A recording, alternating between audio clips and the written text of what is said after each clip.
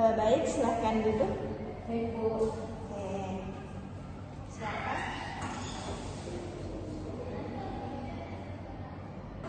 Gimana posisi duduknya, sudah nyaman? Oke, baik. Baiknya sebelum kita melakukan proses konseling ini, kita melakukan perkenalan dulu ya.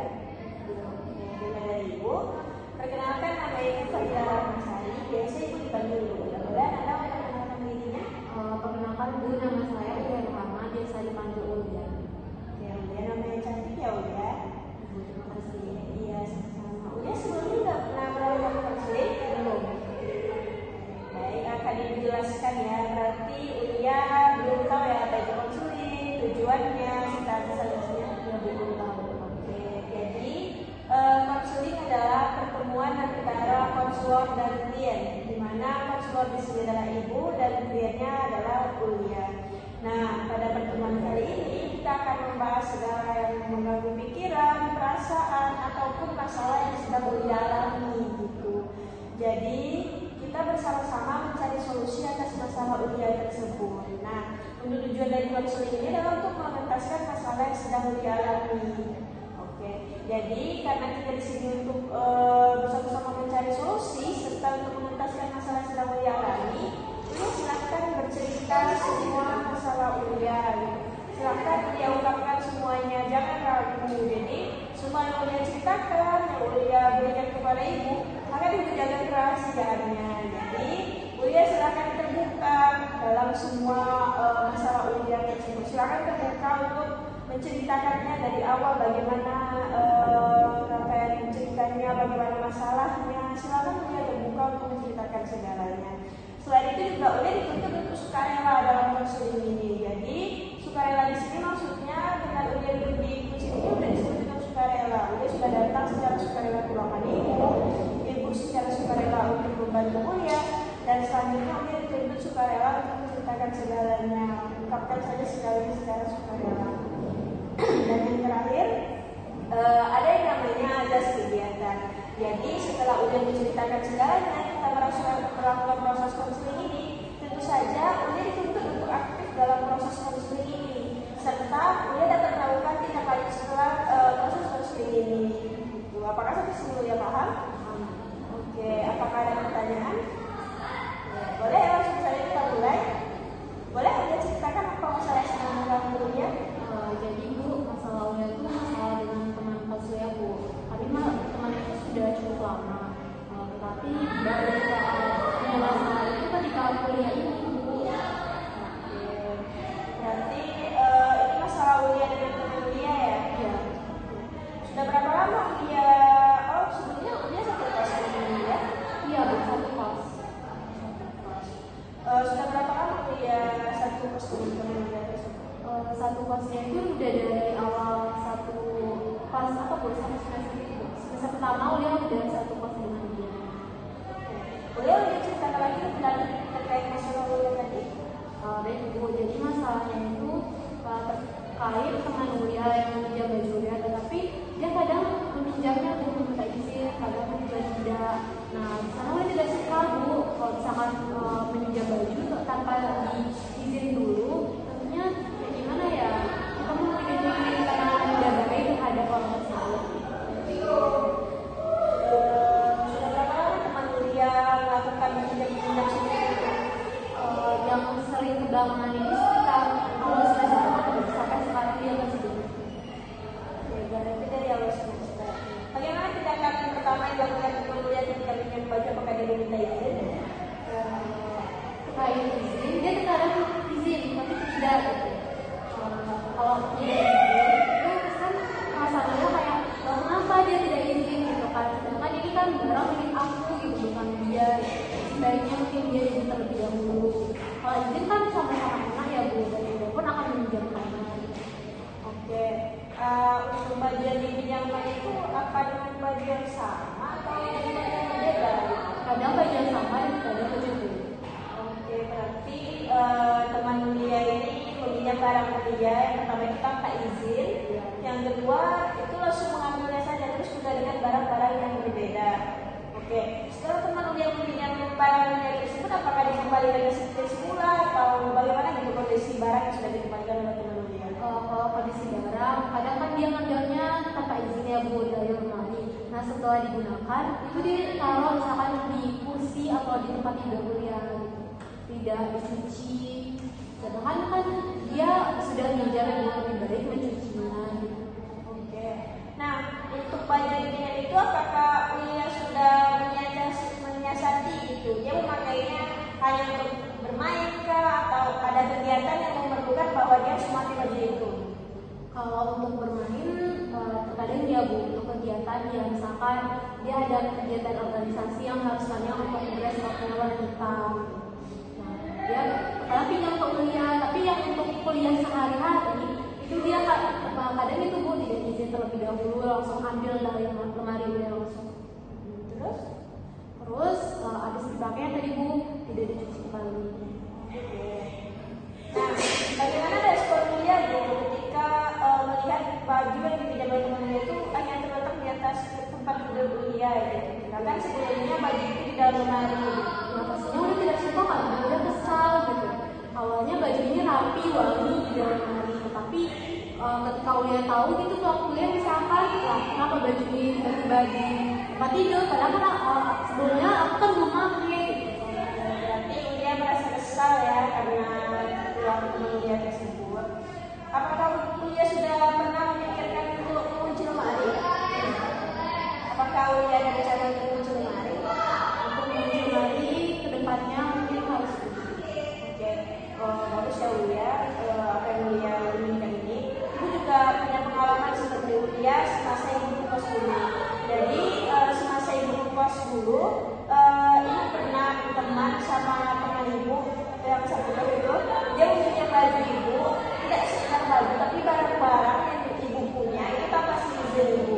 Terkadang mungkin karena ibu melihatin dia ngambil barang itu izin, tapi di luar dari ada tidaknya ibu di dalam kamar, dia mengambil tanpa izin ibu. Tapi alhamdulillah dengan ibu mencoba berkomunikasi dengan teman ibu tersebut, mencoba untuk membicarakannya berdua, alhamdulillah komunikasi ibu dan teman ibu tersebut menjadi baik gitu.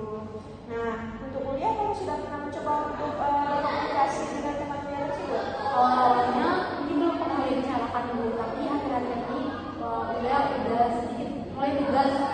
Ulia langsung bilang dia, dan kalau mau ada orang aku boleh, tapi kamu mesti bilang kalau misal aku lagi di kos dan di kampus, aku bisa chat aku dulu.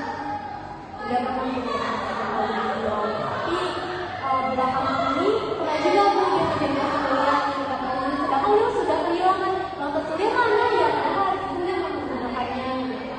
Apakah Ulia menanyakan terkait Kayak tas ini pinjamnya Bu. Iya. Terus Ulia chat kan dulu, dan kamu pakai tas aku nggak ya yang mungkin. Oh iya Ul, aku pakai, maaf ya aku lupa bilang. Nah itu jawabannya Bu. Apakah selanjutnya Ulia ada rencana gitu untuk membicarakan ini lebih lanjut agar Ulia itu dapat di-stop gitu? Nah Bu, sepertinya Ulia harus melakukan itu Bu. Sama-sama nyaman. Apalagi kami temannya ada lama. Masa gara-gara hari ini teman itu jadi kesal.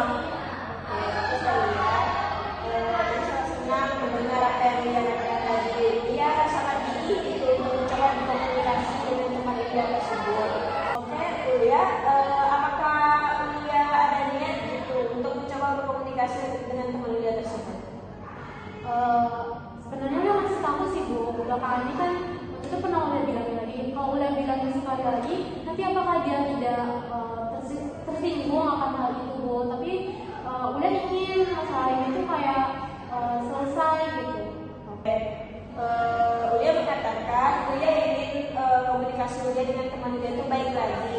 Di sisi lain, Ulia takut untuk mengatakannya karena takut teman Ulia tersinggung gitu. Nah, bagaimana itu? Ulia, di dalam konseling ada namanya teknik kursi kosong. Jadi pada teknik ini nanti Ulia akan mencoba untuk dilatih untuk bisa berkomunikasi, bisa berani berbicara. Nah, Ulia akan dihadapkan pada sebuah kursi, di mana nanti silahkan Ulia bayangkan pada kursi tersebut adalah seseorang teman Ulia tersebut. Jadi silahkan Ulia ungkapkan semua yang ingin Ulia ungkapkan kepada teman tersebut dengan bahasa yang baik yang tidak menyinggung hati teman Ulia tersebut. coba kan? Bisa deh. Nah, jadi silakan Ulia bayangkan bahwa ini dia kursinya. Silakan nanti Ulia bayangkan bahwa di sini duduk itu adalah teman Ulia tersebut. Silakan Ulia ungkapkan segala yang ingin Ulia ungkapkan kepada teman Ulia tersebut. Silakan keluarkan semua, tapi dengan bahasa yang tidak akan menyakiti perasaan teman Ulia tersebut. Boleh? Boleh. Silakan Ulia hadapi kursinya sendiri. Dan kita kan temanannya udah lama nih, kita juga temannya udah dari SMA, dan sekarang kita udah kuliah dan temenan lokasinya juga bareng. Sebenarnya aku tidak nyaman karena kamu sering meminjam barang aku dan terkadang itu tanpa izin. Lebih baik ke depannya kamu meminjam itu dengan izin dulu. Misalkan aku lagi nggak di kampus, kamu bisa kan ngechat aku dulu biar kita sama-sama enak, sama-sama nyaman. Gitu. Oke. Apakah masih ada yang Ulia sampaikan? Tidak. Silakan balik ke sini lagi. Oke, Ulia, yang dari Ulia sampaikan tadi itu sudah bagus dan bahasanya juga sudah baik. Ibu yakin setelah Ulia menyampaikan itu kepada teman Ulia tersebut, Ibu yakin komunikasi Ulia pasti akan berjalan lancar lagi dengan teman Ulia tersebut. Intinya di sini adalah sama-sama saling terbuka, maksudnya itu komunikasinya yang harus terjaga. Oke. Kapan nih Ulia mau bicarakan ini dengan teman Ulia tersebut?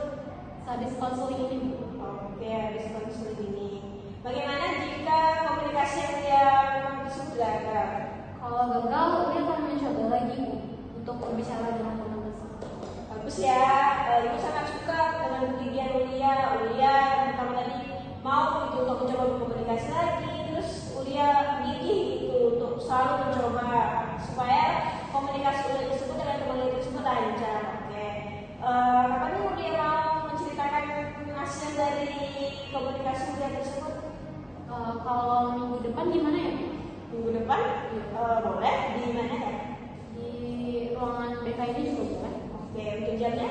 Sama seperti ini. Oke. Berarti kita berjumpa lagi di ruangan ini jam yang sama dan di minggu depan untuk menceritakan bagaimana kelanjutan dari konseling Ulia tersebut ya. Oke Ulia, sampai jumpa di minggu depan ya. Ya, Ibu mau bertanya, pemahaman baru apa yang didapatkan setelah proses konseling ini? Setelah proses konseling ini udah jadi tahu bagaimana cara berkomunikasi yang baik dengan teman kos masalah ini gitu. Bagaimana cara komunikasi yang baik. Oke. Untuk selanjutnya itu apa yang Ulia rasakan setelah proses konseling ini? Setelah proses konseling ini tentunya Ulia merasa lega ya Bu. Ulia bisa bercerita dengan orang yang tepat. Oke. Nah untuk kegiatan selanjutnya apa yang bakal Ulia lakukan setelah proses konseling ini? Setelah proses konseling ini Ulia akan bercerita langsung ngobrol dengan teman kos itu Bu. Misalkan di waktu luangnya sama-sama tidak ada kegiatan gitu. Cerita sama-sama menyampaikan itu apa yang dirasakan. Oke, Ulia bagus ya. Berarti Ulia sudah dapat memahami apa yang Ulia pahami, apa yang bakal Ulia lakukan. Jadi Ibu harap Ulia dapat melakukannya dengan baik dan Ibu yakin setelah Ulia melakukan semua yang sudah Ulia inginkan seperti berbicara dengan teman Ulia tersebut, berkomunikasi. Ibu yakin setelah ini komunikasi Ulia teman Ulia tersebut akan menjadi lebih baik lagi. Semoga berhasil Ulia. Terima kasih.